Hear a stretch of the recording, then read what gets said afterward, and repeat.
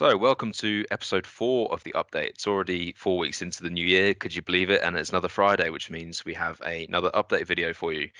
This week, we have Laurence Keir from Brigantia. He's a cyber smart product specialist. And the reason we have Laurence on the call is to talk about the recent changes or the ongoing changes to the Cyber Essentials requirements. It's something that's been introduced in January this year. So that's the topic of today's video. So Laurence, first of all, thank you for joining us today. Thank you. Do you want to start off by saying what are the sort of key changes to the Cyber Essentials requirements that have been introduced? Okay, so as of the 24th of January this year, the key changes are around password management, patching and updates, cloud services, and backup. For example, they're now looking for multi-factor authentication to be enabled on all cloud services. Passwords have new requirements around education and quality, and tools to prevent brute force attacks. There's stricter guidelines around what classes as a critical update and how it should be dealt with. And for the first time, they've now included guidance around backup.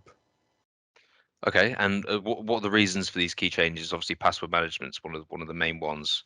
Actually, taking a step back, when was the last time that Cyber Essentials was updated?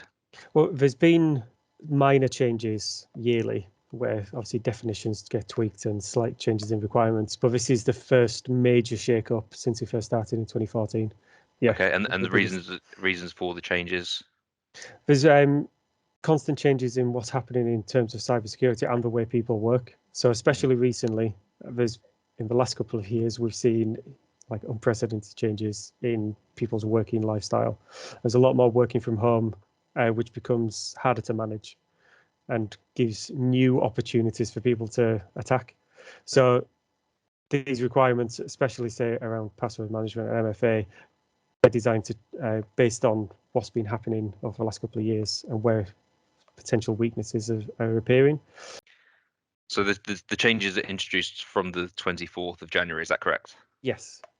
Yeah, they And were. so how does that look if someone started the process of Cyber Essentials, or if they've recently got their Cyber Essentials certification? How does that look for different organizations?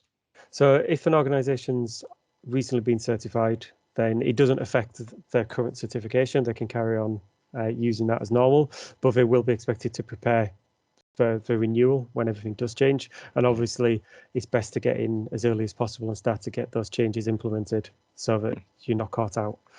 For people who are in process, if the survey was started before the 24th of January, they've got a 6-month window to complete it on the current version. So they don't need to feel that suddenly things have changed or they're going to have to rush. They can carry on and complete as expected. And if they are looking at Cyber Essentials Plus, that will also follow on using the version that they're certifying on.